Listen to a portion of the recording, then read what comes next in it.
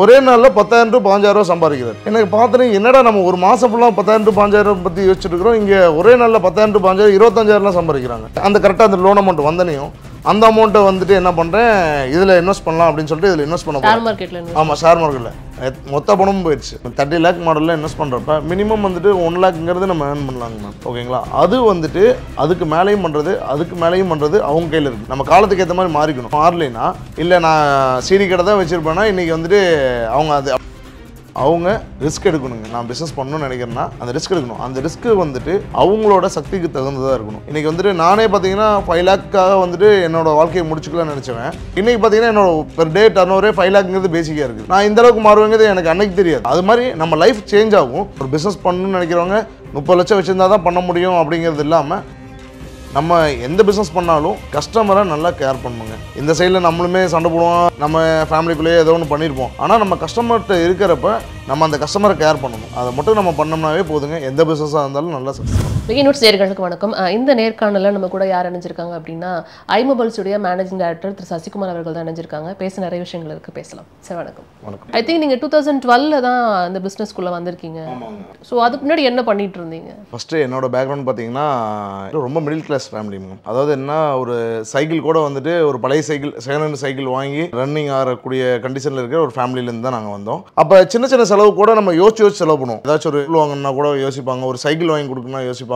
மணி வந்துட்டு ரொம்ப அப்போ தெரியுது எனக்கு. ஏன்னா நம்ம சர்க்கிளில் இருக்கவங்க எல்லாருமே வந்துட்டு கொஞ்சம் நல்லா செலவு பண்ணுறாங்க. எங்கள் வீட்டில் வந்துட்டு கம்மியாக சம்பாதிச்சாலும் அதில் எவ்வளோ மிச்சம் பண்ணணும் அப்படிங்கிற ஒரு ஸ்டாண்டர்ட்லேயே வந்தோம். ஸோ இந்த மாதிரி ஒரு மிடில் கிளாஸ்லேருந்து வந்ததுனால நான் மற்றவங்களை பார்க்குறப்ப கம்பேரிசனில் நம்ம கொஞ்சம் பெட்டராக இருக்கணும், நம்ம நல்லா சம்பாதிக்கணும் அப்படிங்கிற மாதிரி எனக்கு சின்ன வயசுலேயே வந்துட்டு அது இதாக ஆரம்பிச்சிருச்சு. அது பிஸ்னஸாவோ இல்லை எப்படின்னு அது எனக்கு தெரியல, ஆனால் சம்பாதிக்கணும் அப்படிங்கிற ஒரு கான்செப்ட். என்ன படிச்சிங்க நீங்கள்? நான் வந்துட்டு 10th முடிச்சுட்டுங்க டிப்ளமோ பண்ணேங்க. படித்ததுக்கப்புறம் வந்துட்டு நான் மறுபடியும் ஒரு டிப்ளமோ ஐடி வந்துட்டு இன்ஃபர்மேஷன் டெக்னாலஜி வந்து பண்ணேன். அப்போல்லாம் வந்துட்டு அந்த டைமில் பார்த்தீங்கன்னா ஒரு 5,000 to 6,000 ரூபா வாங்கினாவே நல்ல சேலரி.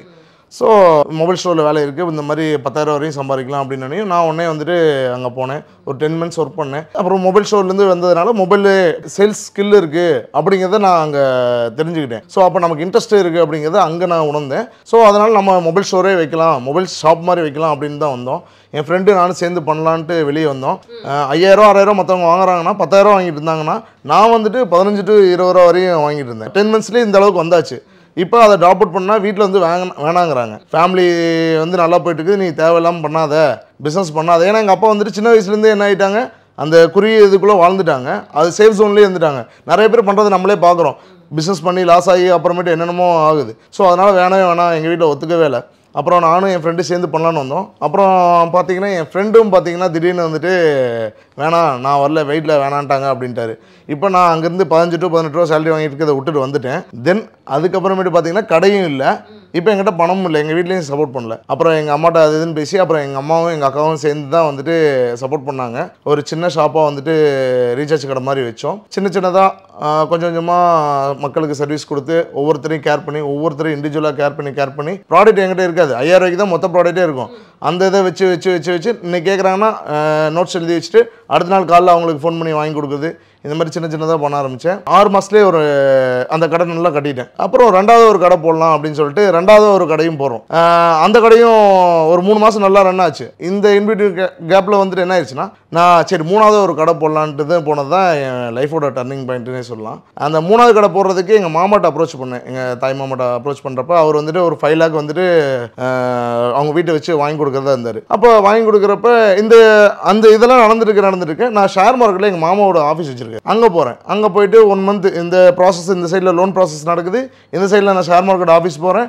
ஸோ இது எல்லாமே நடந்திருக்கு. ஒருத்தர் ஒரே நாளில் 10,000 to 15,000 சம்பாதிக்கிறார். எனக்கு பார்த்துட்டு என்னடா நம்ம ஒரு மாதம் ஃபுல்லாக 10,000 to 15,000 பற்றி யோசிச்சுட்டு இருக்கிறோம், இங்கே ஒரே நாளில் 10,000 to 15,000 25,000 சம்பாதிக்கிறாங்க. அப்போ நம்ம இதை கற்றுக்கிட்டோம்னா என்ன பண்ணலாம் அப்படின்னு சொல்லிட்டு மொத்தத்தில் சம்பாதிக்கணும் அப்படிங்கிற ஒரு கான்செப்டில் போய்ட்டோம். அப்புறமேட்டு அந்த கரெக்டாக அந்த லோன் அமௌண்ட் வந்தனையும் அந்த அமௌண்ட்டை வந்துட்டு என்ன பண்ணுறேன், இதில் இன்வெஸ்ட் பண்ணலாம் அப்படின்னு சொல்லிட்டு இதில் இன்வெஸ்ட் பண்ண ஷேர் மார்க்கெட்டில். ஆமாம், ஷேர் மார்க்கெட்டில் போட்ட மொத்த பணமும் கிட்டத்தட்ட 17 days தான் மொத்த பணமும் போயிடுச்சு. இப்போ என்ன ஆயிடுச்சுன்னா, எங்கள் அக்காவோட மேரேஜ் அப்போ ஃபிக்ஸ் ஆகிருந்துச்சு. கரெக்டாக வந்துட்டு மே 1 லோன் வருதுன்னா மே 17 லோன் அமௌண்ட்டு எல்லாமே காலி ஆயிடுச்சு. எல்லாம் போட்டு இதை எடுத்துடலான்ட்டு போய் இதாயிடுச்சு. ஸோ ஜூன் 12 எங்கள் அக்காவுக்கு மேரேஜ். எனக்கு வந்துட்டு ஜூன் 17 அப்போலாம் வந்துட்டு அந்த ஒரு 20 டேஸுங்கிறது வந்துட்டு எனக்கு நரகத்தில் இருந்த மாதிரி இருந்துச்சு அந்தளவுக்கு. ஏன்னா என்ன ஆயிடுச்சுனாங்க, இந்த லாஸ் ஆனதுக்கப்புறம் திடீர்னு பார்த்தீங்கன்னா ஃபஸ்ட்டு கடை ஆரம்பிச்சேன் இல்லைங்க, அந்த கடை வந்துட்டு ஹைவேஸில் போகுதுன்னு சொல்லி அளந்துட்டு போயிட்டாங்க. ஹைவேஸில் இந்த கடை போகுதுன்ட்டாங்க. 2வது கடை ஆரம்பித்ததும் பார்த்தீங்கன்னா என் ஃப்ரெண்டு வந்துட்டு இன்னொருத்தர் பார்த்துட்டு இருந்தார், லீஸ் மாதிரி கொடுத்துருந்தேன். அவரும் வந்துட்டு இல்லை பார்க்கலைன்ட்டார்.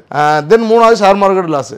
4வது எங்கள் அக்கா மேரேஜ். இப்போ எல்லாமே வந்து நிற்கிது, பண தேவையில் நிற்கிது. இப்போ நான் வேலைக்கே போனாலும் ஹைவேஸில் கடை போயிடுச்சு, 2வது கடை அந்தளவுக்கு ரன்னிங் இல்லை, போயிடுச்சுனாலும் நான் வேலைக்கே போனாலும் 10,000 தான் சம்பாதிக்க முடியும், அதிகபட்சம் சம்பாதிச்சா. இல்லைன்னா 5,000 சம்பாதிக்கலாம், அவ்வளோதான். லோன் அமௌண்ட்டே மாதம் 2800 என்னால்.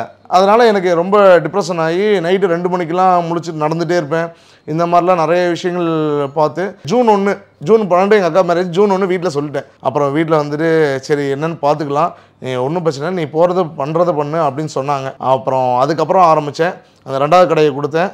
தென் வந்து எங்கள் அக்கா மேரேஜ்லாம் முடிஞ்சு அப்புறம் ஹைவேஸ்லேயும் போகிறதா இருந்த கடை வந்துட்டு என்ன ஆச்சுன்னா, முன்னாடியே வந்துட்டு கொஞ்சம் இது பண்ணாங்க. ரொம்ப சின்ன கடை தாங்க, ஓகேங்களா. அப்புறமேட்டு டெய்லி காலைல 7:30க்கு போய் கடையை ஓப்பன் பண்ணுவேன். ஸோ 12 மணிக்கு படுக்கிறேன்னா காலைல 6 மணிக்கு எழுந்திரிச்சு மறுபடியும் எழுந்திரிச்சு 7:30க்குலாம் நான் கடைக்கு போயிடுவேன். ஸோ அந்த மாதிரி ஒவ்வொரு நாளாக சிறு சேர்த்து அப்புறம் ஒரு 2.5 வருஷத்தில் எல்லாத்தையும் முடிச்சிட்டேன்.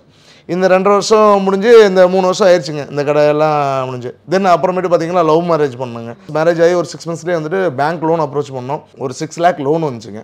அந்த லோன் வந்ததுக்கப்புறம் தான் எனக்கு தெரிஞ்சு அடுத்தடுத்து பண்ண முடியும் அப்படின்ட்டு.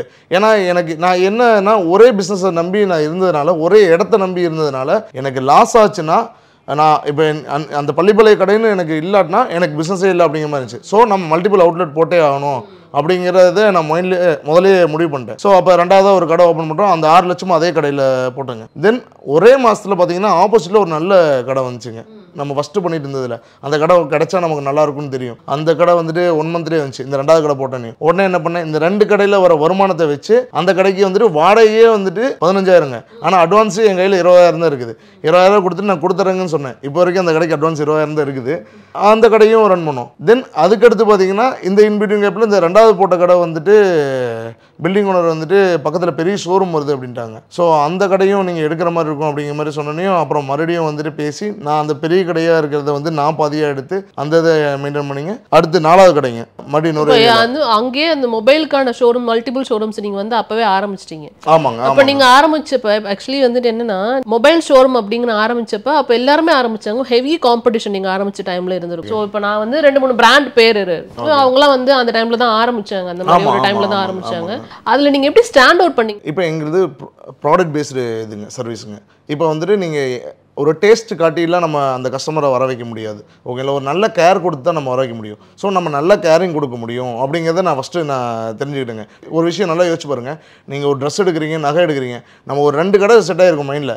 அந்த 2 கடைக்கே தான் போயிட்டே இருப்போம். ட்ரெஸ் எடுக்கிறதுனாலும் நகை எடுக்கிறதுனாலும் வேறு எந்த கடையை நீங்கள் எடுத்துக்கங்க, 1000 கடை இருக்கலாம். ஆனால் நமக்கு அது செட்டாக இருக்கும். அங்கே போய் எடுத்துட்டோம்னா நமக்கு அது திருப்தி இருக்கும். ஏன்னா காட்டியிருப்பாங்க, நமக்கு நல்லா எடுத்து காட்டுவாங்க, நல்லா கேர் பண்ணுவாங்க. அந்த இதில் ஃபஸ்ட்டு லாக் பண்ணிட்டோம்னாவே அந்த கஸ்டமர் நீங்கள் 10 வருஷம் நாளில் வெளியே போக மாட்டாங்க. அவங்க ரெஃபரன்ஸ் பண்ண ஆரம்பிச்சிருவாங்க. நீங்கள் அதுவும் இல்லாமல் வெறும் மொபைல் மட்டும் யூஸ் பண்ண மாட்டீங்க. ஏர்பட்ஸு, வாட்சஸ், நிறைய பவர் பேங்க்ஸ், இந்த மாதிரி சார்ஜர் எல்லாமே இருக்குங்க. என்டையர் ஐட்டமுமே நீங்கள் நம்மகிட்ட தானே வருவீங்க. அப்போ ஏதோ ஒரு நீங்கள் வந்துக்கிட்டே தான் இருப்பீங்க. நீங்கள் 2 வருஷம் கழிச்சு தான் அந்த ஸ்டோருக்கு போவீங்கன்னு இல்லை, வந்துட்டே தான் இருப்பீங்க. அதுவும் இல்லாமல் உங்களோட ரெஃபரன்ஸ் நிறைய வருங்க.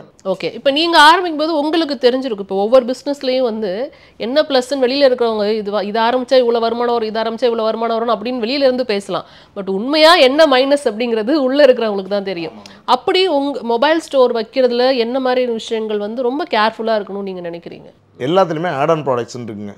நீங்கள் வெறும் மொபைலை மட்டுமே வச்சு நீங்கள் ரன் பண்ணிங்கன்னா அந்த பிஸ்னஸை பண்ணவே முடியாதுங்க. ஒரு ஸ்பெக்ஸ் நீங்கள் வாங்க போகிறீங்க, நீங்கள் ஸ்பெக்ஸ் மட்டும் வாங்க போகிறீங்கன்னா ஒரு 2 பேர் இன்றைக்கி 1500 கொடுக்குறாங்க. ஆனால் ஸ்பெக்ஸ் மேனுஃபேக்சர் பண்ணுறதுக்கு ஒரு 200 ஆகுதுன்னு வச்சுக்கோங்க, ஓகேங்களா. ஆனால் அவங்க 1500 விற்கிறாங்க. ஆனால் அந்த 1500 மட்டும் விற்க மாட்டாங்க. அவங்க என்ன பண்ணுவாங்க, சார் நீங்கள் டிரைவிங்கில் யூஸ் பண்ணுறதுக்கு உங்களுக்கு வந்துட்டு இந்த மாதிரி கோட்டிங் இருக்குங்க சார், இந்த இது நீங்கள் யூஸ் பண்ணிங்கன்னா அதுக்கு ஒரு 1000 எக்ஸ்ட்ரா வரும் சார், 2500 அடுத்து நம்ம அப்செல்லிங் பண்ணுவாங்க. ஸோ அந்த மாதிரி நீங்கள் மொபைல் இண்டஸ்ட்ரியில் வெறும் மொபைலை மட்டுமே பண்ணிட்டு இருந்தீங்கன்னா உங்களால் பண்ண முடியாது. நம்மக்கிட்ட என்ன ப்ராடக்ட் இருக்குது, ஆக்சசரிஸ் இருக்கா, பவர் பேங்க்ஸ் இருக்கா, ப்ளூடூத் இருக்கா, இந்த மாதிரி ஆட் ஆன் ப்ராடக்ட்ஸ் வந்துட்டு நீங்கள் எல்லா இடத்துலையுமே வந்துட்டு நீங்கள் இது பண்ணணும். ஒரு சின்ன காஃபி ஷாப் முதல் கொண்டு அப்செல்லிங் பண்ணுறாங்க. காஃபி நம்ம குடிக்க போகிறோம், பட் ஆனால் பப்ஸ் சாப்பிட்றீங்களா, ஆனால் வேறு ஏதாச்சும் சாப்பிட்றீங்களா அப்படின்னு நம்ம கேட்குறாங்க. அப்போ நம்ம என்ன பண்ணுறோம், மைண்டு சரி எனக்கு ஒரு பஃப் கொடுங்க அப்படின்னு நம்ம வாங்கி சாப்பிட்றோம். சரி, இந்த மாதிரி எல்லா இதுலேயுமே இருக்கும்போது அதே மாதிரி அக்சசரிஸ், சர்வீசஸ் இந்த மாதிரி எல்லா இடத்துலையுமே நீங்கள் ஃபோக்கஸ் பண்ணுங்க. இந்த இதை நீங்கள் கண்டிப்பாக பண்ணீங்க. ப்ரைம் லொக்கேஷன், அதாவது என்ன, ஒரு 5000 ரூபா கம்மியாக இருக்குன்னு நம்ம வேறு ஒரு லொக்கேஷன் போகிறதுக்கு மக்கள் அதிகமாக புழங்கக்கூடிய இடத்துல வந்துட்டு நம்ம லொக்கேஷன் வைக்கணுங்க. அந்த லொக்கேஷன் வச்சுட்டோம்னாவே நமக்கு கஸ்டமர் வர ஆரம்பிச்சிருவாங்க. இப்போ எல்லாமே வந்து டிஜிட்டல் ஆயிடுச்சு. இப்போ வீட்டில் உட்காந்துட்டு நம்ம மளிகை ஜாமான், காய்கறி கொண்டு நம்ம வீட்டில் தான் வாங்கிட்டு இருக்கோங்கிறப்ப மொபைலும் வந்து அதிகமாக வந்து இப்போ ஆன்லைனில் தான் வாங்குறாங்க. அதை எப்படி நீங்கள் பேலன்ஸ் பண்ணுறீங்க? இப்போ நேரடியாக ஷோரூம்க்கே உங்ககிட்ட வந்து மொபைல் கேட்டாலும் இங்கே பாருங்க சார் ஆன்லைனில் இவ்வளோ கம்மியாக இருக்குது அப்படின்னு சொல்லி உங்ககிட்ட கேட்பாங்க இல்லையா? அதுக்காக நான் கேட்குறேன். ஆக்சுவலாக வந்துட்டு ஃபஸ்ட்டு வந்துட்டு ஆன்லைன் இல்லாதப்பங்க அவங்கவுங்க வைக்கிறதா ரேட்டாக இருக்கும். இப்போ ஆன்லைன் வந்துட்டனால அதே ரேட்டு தான், எம்ஓபி தான் அவங்களும் வைப்பாங்க, நம்மளும் வைப்போங்க. இப்போ ஆன்லைன் ரேட்டுக்கு தான் நாங்களே கொடுக்குறோம். ஆனால் மக்கள் என்ன நினைக்கிறாங்க, ஆன்லைனில் தான் அதிகமாக ரேட் கம்மியாக கிடைக்குது அப்படின்னு நினைப்பாங்க. பட் அதே ரேட்டுக்கு தான் வந்துட்டு ஸ்டோரில் கிடைக்குதுங்க. ஓகே, ஸோ அது வந்துட்டு பேலன்ஸ்டாக தான் இருக்குது. ஆமாங்க ஆமாங்க. இப்போ அதே மாதிரி பார்த்தீங்க அப்படின்னா ஒரு லாஸ்ட் இயர்லாம் கம்பேர் பண்ணுறப்ப ஐஃபோன்ஸ் வந்து இந்தியாவில் வந்து 4வது, அதாவது வேர்ல்ட்லேயே எடுத்துக்கிட்டோம்னா 4வது ஐஃபோன் பர்ச்சேஸ் பண்ணுறது வந்து அதிகமாக பண்ணது இந்தியா தான். இப்போ இந்தியாவில் வந்து ஐஃபோன்ஸ் பர்ச்சேஸ் பண்ணுறாங்க அப்படின்னா ஆன்லைன் இருக்குது, அவங்களுக்கு ஆப்ஷன்ஸ் இருக்குது, அண்ட் ஐ ஸ்டோர் இருக்குது. அதை தாண்டி இந்த மாதிரி ப்ரைவேட்டாக வந்து வாங்க வைக்கிறதுங்கிறது ரொம்ப கஷ்டமான விஷயம். அதெல்லாம் எப்படி கான்சென்ட்ரேட் இல்லை பண்ணுங்க? மேம், இப்போ வந்துட்டு ஐஃபோன் யூசர்ஸ் அதிகமாக இருக்காங்க, அவங்களும் வந்து வாங்குறாங்க. இப்போ ஐஃபோன் வந்துட்டு எங்ககிட்ட போகாமல, எங்ககிட்டயே ஐஃபோன் போகுது, எல்லா ப்ரீமியம் பிராண்ட்ஸ், இப்போ சாம்சங்கில் ப்ரீமியம் மாடல்ஸ்லாம் போகுது, எல்லாமே போகுதுங்க. அங்கேயும் வாங்குறாங்க. நாங்கள் தான் சொல்கிறேங்க, அங்கேயும் வாங்குவாங்க, இங்கேயும் வாங்குவாங்க. இப்போ அது மாதிரி இல்லாமல் டாப் செல்லிங் மாடல்ஸை வந்து நம்ம கஸ்டமர்ஸ்க்கு கொடுக்கணும். ஃபார் எக்ஸாம்பிள் ஐஃபோனு, அதுக்கப்புறம் சாம்சங்கு, இப்போ அதிகமாக சேல் ஆகுறது வந்து விவோ சேல் ஆகுது அப்படிங்கிற மாதிரிலாம் சொல்கிறாங்க. எல்லா பிராண்ட்ஸும், அதாவது மல்டி பிராண்ட்ஸையும் நம்ம ஒரு ஷாப்பில் வச்சுக்கிறதுங்கிறது முக்கியமான ஒரு விஷயம். அண்ட் சில ப்ராடக்ட்ஸ் வந்து நம்மளுக்கு ஆன்லைனில் மட்டும்தான் கிடைக்குது. ஃபார் எக்ஸாம்பிள் மோட்டோலாம் எடுத்துக்கிட்டால் சில ஷாப்ஸில் கிடைக்கவே மாட்டேங்குது. அவங்களாம் எப்படி சாட்டிஸ்ஃபை பண்ணி வேறு மொபைல் வாங்க வைக்கிறது? இல்லை, இப்போ மோட்டோ வந்துட்டு நம்ம ஷோரூம்லேயும் அவைலபிள் இருக்குங்க. மோட்டோ இருக்குது, ஐக்யூ இருக்குது, எல்லா இப்போ கூகுள் பிக்சல் வந்துருக்குங்க. எல்லா மாடலுமே இப்போ ஸ்டோரில் வந்து இப்போ வந்துட்டு இருக்குங்க. ஒரு சில மாடல்ஸ் மட்டும் ஆன்லைனுக்குன்னு வருவாங்க மேம். அந்த மாடல் மட்டும் தான் அவைலபிலிட்டி இருக்காதுங்க.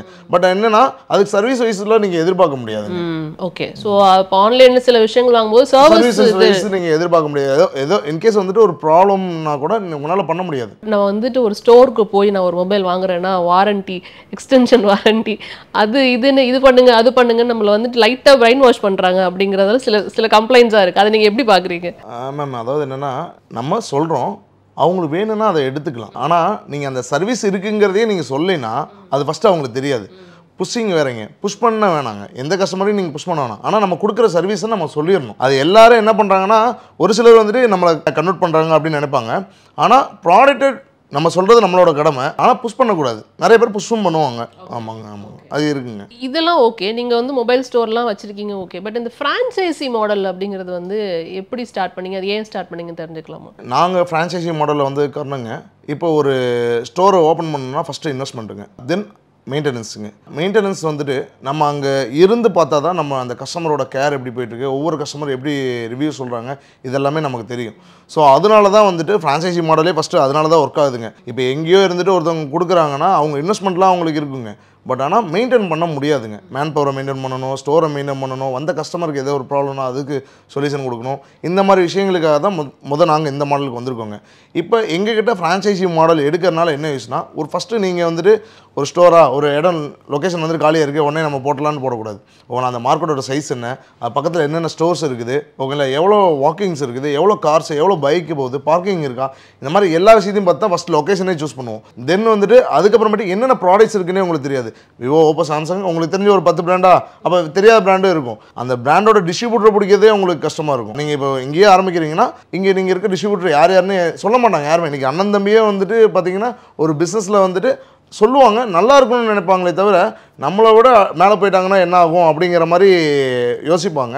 ஸோ சொல்லித்தர மாட்டாங்க. நாங்கள் மெயினாக எங்ககிட்ட ஃப்ரான்ச்சைஸி எடுக்கிறவங்க ரொம்ப நல்லா வரணும்னு நினைக்கிறோம். ஏன்னா அவங்க வளர்ந்தால் தான் நாங்கள் வளர முடியும். ஸோ அதனால் நாங்கள் நினைக்கிறோம். தென் அதுக்கடுத்து பார்த்திங்கன்னா சேல்ஸ் எப்படி பண்ணணும், ஒரு கஸ்டமர்கிட்ட எப்படி பிச் பண்ணணும், இந்த மாதிரி எல்லா விஷயங்களையுமே நாங்கள் சொல்லித்தரோம். தென் ஃபினான்ஸ், இன்றைக்கி ஒரு கஸ்டமர் நீங்கள் பார்த்திங்கன்னா எல்லாருமே இஎம்ஐ, மெயினாக இஎம்ஐ, இன்ட்ரெஸ்ட்டே இல்லாமல் போகுதுன்னா இஎம்ஐ, அந்த ஃபினான்ஸ் என்னென்ன ஃபினான்ஸ் இருக்குது, எப்படி டைப் பண்ணணும், இந்த மாதிரி எதுவுமே அவங்களுக்கு தெரியாதுங்க. ஸோ இதெல்லாமே நாங்கள் பண்ணுறோம். தென் மார்க்கெட்டிங், இன்றைக்கி பார்த்தீங்கன்னா சேல்ஸு மார்க்கெட்டிங் வந்து ரொம்ப முக்கியங்க. மார்க்கெட்டிங் பண்ணால் தான் வந்துட்டு இன்றைக்கி வந்துட்டு கஸ்டமரே உள்ளே வருவாங்க. நம்ம நல்ல ப்ராடக்ட் வச்சுருக்கோம், நல்ல சர்வீஸ் கொடுக்குறோம், எல்லாமே ஓகே. அது கஸ்டமருக்கு தெரியப்படுத்தினா தாங்க.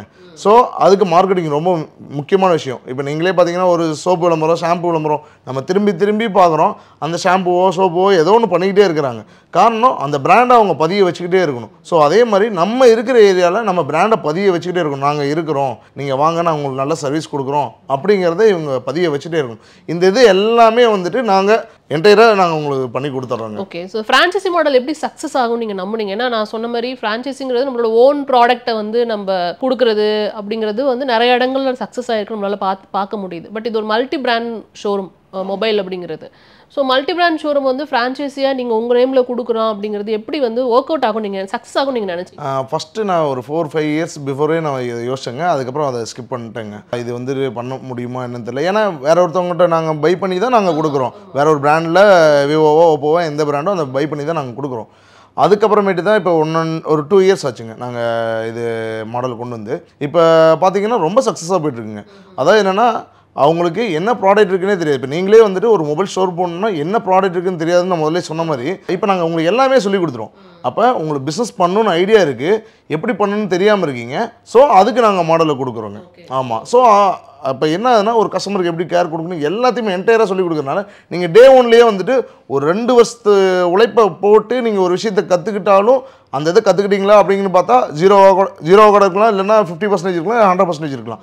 ஆனால் நாங்கள் டேரெக்டாக 100% கொண்டு வந்துடுறோங்க. ஓகே. ஸோ நீங்கள் ஸ்டார்ட் பண்ணும்போது வந்து ஃபார் எக்ஸாம்பிள் பாண்டியில் ஸ்டார்ட் பண்ணியிருக்கீங்க அப்படின்னு நினைக்கிறேன். இப்போ நீங்கள் என்னெல்லாம் வந்துட்டு சலுகையெல்லாம் கொடுக்குறீங்களோ அதை வந்து அந்த அப்ளிகபிள். ஃபார் எக்ஸாம்பிள் நீங்கள் உங்களோட மெயின் ஐமொபைல் ஸ்டோரூமில் வந்து என்ன ஆஃபர்ஸ்லாம் கொடுக்குறீங்களோ அது எல்லா ஷோரூம்லேயும் அப்ளிகபிள். அது எப்படி எடுத்துகிட்டு வரீங்க? மேம் அதாவது என்னன்னாங்க, இது பிராண்டு தாங்க ஆப்ரேட் பண்ணுறது. இப்போ நீங்கள் விவோக்கு வந்துட்டு இந்த மாடலுக்கு இன்றைக்கி 2000 கேஷ்பேக் இருக்குன்னா அந்த மாடலுக்கு அந்த பிராண்டு தான் ஆப்ரேட் பண்ணுது. நாங்கள் அதுக்கு கீழே ப்ரைஸ் விற்கவே கூடாதுங்க ஃபஸ்ட்டு. அதனால் என்டையராக நீங்கள் எங்கே வாங்கினீங்கனாலும் அதே ப்ரைஸ் தான் இருக்கும். நாங்கள் அது போக நிறைய ஆஃபர்ஸ் அக்சசரிஸில் இந்த மாதிரி ஆஃபர்ஸை நாங்கள் பண்ணி கொடுக்குறோம். அது வந்துட்டு நாங்கள் கைட் பண்ணுறோம். இந்த ப்ராடக்ட்டுக்கு இதெல்லாம் நீங்கள் கிஃப்ட் கொடுக்கலாம், இது நமக்கு இந்த லேண்டிங் வரும். ஸோ அதை நீங்கள் பண்ணும்போது கஸ்டமர் இம்ப்ரெஸ் ஆவாங்க. ஸோ அதனால் அதை பண்ணி கொடுங்க அப்படின்னு சொல்லி ஐடியாஸ் கொடுப்போம் நாங்கள். இப்போ ஒரு டார்கெட்னு ஒரு விஷயம் இருக்கும்ல சார். ஃபார் எக்ஸாம்பிள் மொபைல்ஸ் வந்துட்டு ஒரு நாளைக்கு ஒரு 10 போச்சுனாலே பெரிய விஷயம் தான். ஸோ அந்த மாதிரி வந்து நீங்கள் சூஸ் பண்ணுற லொக்கேஷனுக்குலாம் எவ்வளோ இம்பார்ட்டன்ஸ் கொடுக்குறீங்க, அவங்களுக்கு வந்து அந்த அளவுக்கு கவுண்ட் வந்து போகுதா ஒரு நாளைக்கு அப்படிங்கிறதெல்லாம் எப்படி என்ஷூர் பண்ணுறீங்க?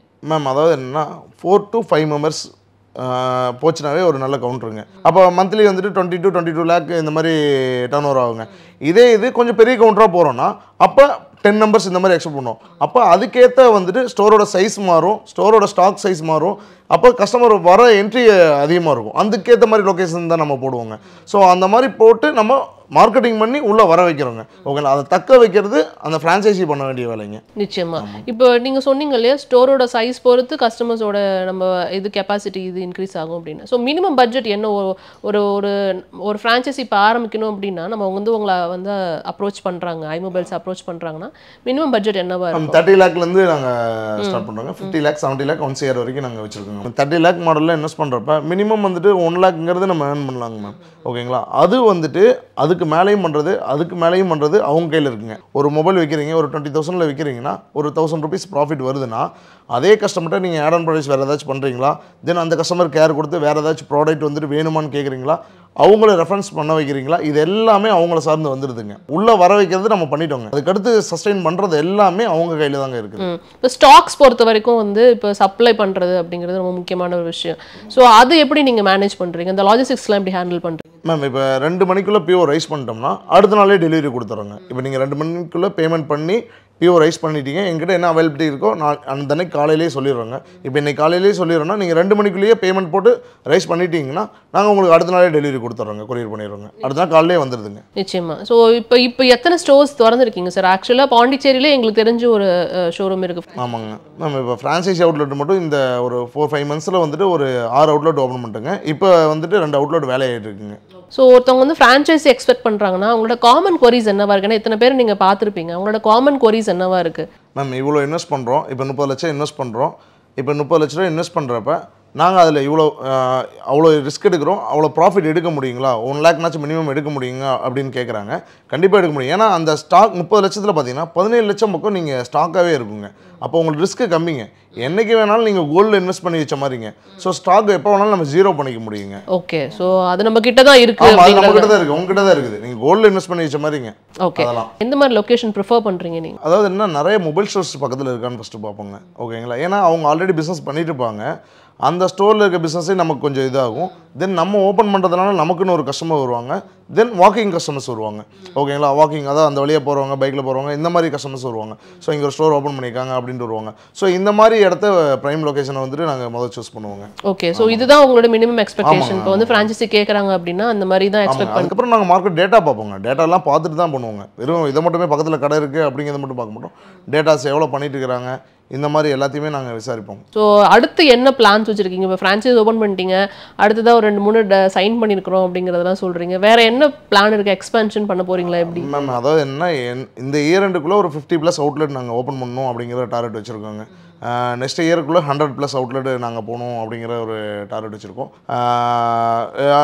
நிறைய என்கொயரி வந்துட்டுருக்குங்க எங்களுக்கு. ஆல்ரெடி வந்துட்டு நிறைய என்கொயரி வருது. பட் நாங்கள் அதை ஃபாலோ பண்ணி எல்லாமே கரெக்டாக பண்ணிட்டு இருக்கோம். ஏன்னா கரெக்டான பர்சனை சூஸ் பண்ணுங்க, இல்லைனா பிராண்ட் நேம் இதாகுங்க. ஸோ அதனால் கரெக்டான இதில் போயிட்டுருக்கோம். Okay sir. ஏன்னா இதில் வந்து முக்கியமாக நம்ம பார்க்க வேண்டியது வந்து எம்ப்ளாயி உள்ளே இருக்கிறவங்க தான்.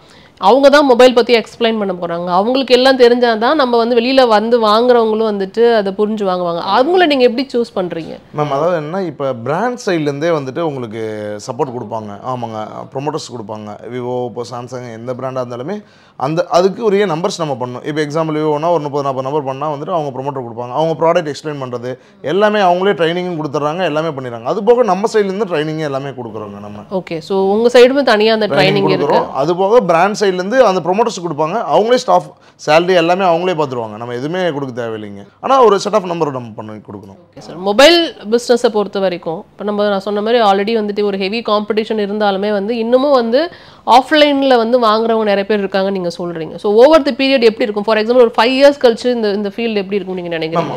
இப்போ நீங்கள் ஒன்றும் இல்லை, சோசியல் மீடியாவில் நாங்கள் ரொம்ப ஆக்டிவாக இருக்கிறோம்.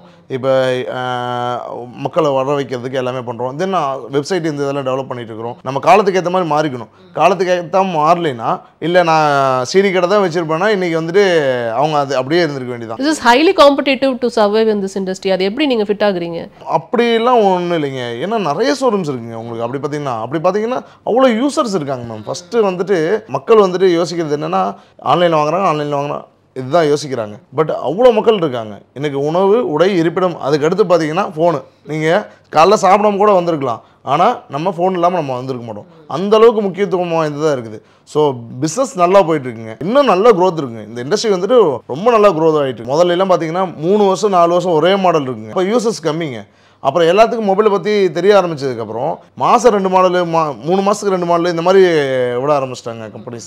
நிச்சயமா. ஸோ வேறு ஏதாவது சொல்லணும்னு நீங்கள் நினைக்கிறீங்களா? ஏன்னா ஸ்டாண்ட் அவுட் ஆயிருக்கீங்க இத்தனை வருஷத்தில். iMobiles அப்படிங்கிறது ஸ்டாண்ட் அவுட் ஆயிருக்கு. ஃப்ரான்ச்சைசி கொடுக்குற அளவுக்கு ஸ்டாண்ட் அவுட் ஆயிருக்கீங்க அப்படின்னா நீங்கள் ஃபியூச்சர் பிளான்ஸ் நிறைய வச்சிருப்பீங்க, நிறைய ஆஃபர்ஸ் கூட வச்சிருந்துருக்கலாம். ஸோ பார்க்குற மக்களுக்கு என்ன சொல்ல விரும்புகிறீங்க? மேம் அதாவது என்னென்னா, பிஸ்னஸ் பண்ணணும்னு நினைக்கிறவங்களுக்கு ஃபஸ்ட்டு வந்துட்டு அவங்க ரிஸ்க் எடுக்கணுங்க. ஓகேங்களா, நான் பிஸ்னஸ் பண்ணணும்னு நினைக்கிறேன்னா அந்த ரிஸ்க் எடுக்கணும். அந்த ரிஸ்க்கு வந்துட்டு அவங்களோட சக்திக்கு தகுந்ததாக இருக்கணும். ஓகேங்களா, இப்போ வந்துட்டு என்னால் ஒரு 2 லட்ச ரூபா நான் வச்சுருக்கேன் அப்படின்னா, அந்த 2 லட்ச ரூபா எனக்கு பணம் போனாலும் பரவாயில்ல, நான் பிஸ்னஸ் பண்ண போகிறேன், அந்த பிஸ்னஸ் ஃபெயிலியர் ஆனாலும் எனக்கு பிரச்சனை இல்லை அப்படிங்கிறவங்க பண்ணலாங்க. அந்த 2 லட்ச ரூபாய்க்கு மேலே 6 லட்ச ரூபாயை வாங்கிட்டு அப்புறமேட்டு பார்த்தீங்கன்னா இந்த 2 லட்ச ரூபாயும் போயிடும். அதுக்கப்புறம் அந்த வெளியே வாங்கின கடனுக்கும் பார்த்தீங்கன்னா வட்டிக்கு மேலே வட்டி கட்டணும். தென் ஒரு சர்டன் பீரியடில் வந்துட்டு அவங்களால வந்துட்டு நிறைய இடத்துல பார்க்குறோம். இன்றைக்கி வந்துட்டு நானே பார்த்தீங்கன்னா 5 லேக்காக வந்துட்டு என்னோடய வாழ்க்கையை முடிச்சுக்கலாம்னு நினச்சேன். இன்றைக்கி பார்த்தீங்கன்னா என்னோட பெர் டே டர்ன் ஓவரே 5 லேக்குங்கிறது பேசிக்காக இருக்குது. நான் இந்த அளவுக்கு மாறுவேங்கிறது எனக்கு அன்னைக்கு தெரியாது. அது மாதிரி நம்ம லைஃப் சேஞ்ச் ஆகும். பட் பொறுமையாக, இப்போ எனக்கு 12-13 வருஷம் எடுத்துச்சு. அது மாதிரி மக்களுக்கும் வந்துட்டு ஒரு ரிஸ்க் எடுக்கிறோன்னா அதை அவங்க தகுதிக்குள்ளே எடுத்துக்கணும். அதே நேரத்தில் அது ஆனாலுமே மறுபடியும் நம்ம மீட் அவுட் பண்ணி வந்துடலாங்க. ஸோ ஆக்சுவலாக வந்து நிறைய ஃப்ரான்ச்சைசி ஓப்பன் பண்ணியிருக்கீங்க. வேறு ஏதாவது புது மாடல்ஸ் எதுவும் வச்சுருக்கீங்களா? அடுத்தடுத்து ஏதாவது எடுத்துகிட்டு வரலான்னு பிளான்ஸ் எதுவும் வச்சுருக்கீங்களா? இப்போ வந்துட்டு என்கிட்ட வந்துட்டு நிறைய பேர் வந்துட்டு என்கிட்ட வந்துட்டு 10 லட்சம் இருக்குது, 20 லட்சம் இருக்குது அப்படிங்கிறாங்க. ஸோ அதுக்காக இன்னொரு மாடல் கொண்டு வந்திருக்குங்க. இப்போ இன்னொரு பிராண்ட் நேமில் வந்துட்டு நாங்கள் கொண்டு வந்திருக்கோம். அது பார்த்தீங்கன்னா 12 லட்சம் 20 லட்சம் மாடலில் பண்ணுறோங்க. இது iMobiles-ங்கிறது உங்க பிராண்ட். iMobiles-ங்கிறது ப்ரீமியம் செக்மெண்ட்டில் வருதுங்க. மிட் செக்மெண்ட்டில் அதாவது என்ன இப்போ சின்னதாக நான் ஒரு பிஸ்னஸ் பண்ணணும்னு நினைக்கிறேன். இப்போ பார்த்தீங்கன்னா ஒரு 6-7 லட்சத்துலேயே டீ கடை இந்த மாதிரி காஃபி ஷாப் இந்த மாதிரிலாம் போடுறாங்க. ஸோ அந்த மாடலுக்கு ஈக்குவலண்ட்டாக நம்ம பண்ணணும் அப்படிங்கிறதுக்காக அவங்கள வந்துட்டு நாங்கள் 12 லட்சம் மாடலுக்கு கொண்டு வரோங்க. இப்போ 12 லட்சத்தில் பார்த்தீங்கன்னா ஒரு 6 லட்ச ரூபா ஸ்டாக்கே வர மாதிரி ஒரு சின்னதாக ஒரு 10க்கு 10 சைஸில் பண்ணணும்னு நினைக்கிறவங்களுக்கு அந்த இதை கொடுக்குறோங்க. ஆமாம், 12 லட்சம். அந்த பிராண்டோட பேர் என்ன? மீஎன் மொபைல்ஸுங்க. மீஎம் மொபைல்ஸ். ஓகே. ஸோ அதுதான் உங்களோட அடுத்த ஒரு செக்மெண்ட். அதாவது என்ன எல்லாத்துக்கும் போகணும். இப்போ iMobileனா 30 லட்சம் ஒரு பிஸ்னஸ் பண்ணணும்னு நினைக்கிறவங்க 30 லட்சம் வச்சுருந்தா தான் பண்ண முடியும் அப்படிங்கிறது இல்லாமல் இப்போ நான் ஃபஸ்ட்டு வந்த மாதிரி அவங்களும் வரணும் அப்படிங்கிறதுக்காக அந்த பிராண்டை கொண்டு வந்துருக்கோம். ஸோ இன்னும் அடுத்ததாக வரதுக்கு இப்போ வாய்ப்பு இருக்குன்னு நினைக்கிறேன். ஆமாம், அது கொஞ்சம் பெருசாகவே ஸ்பீடாக வருங்க. என்ன ரீசன்னா அது வந்துட்டு உங்களுக்கு எல்லாருமே ஈஸியாக இன்வெஸ்ட் பண்ணக்கூடிய இதுங்க. ஸோ நாங்கள் அந்த மாடலை சொல்கிறோம், அவங்க பிஸ்னஸ் பண்ண போகிறாங்க. எதுவுமே தெரியாமல் போய் இறங்குனாங்க மேம், அது வந்துட்டு என்ன ஆகும்னா அவங்கள கீழே தள்ளி விட்டோம். ஸோ அதனால் தெரியப்படுத்தணும் அப்படிங்கிறதுக்காக இதை பண்ணுறோங்க. நம்ம எந்த பிஸ்னஸ் பண்ணாலும் கஸ்டமரை நல்லா கேர் பண்ணுங்க.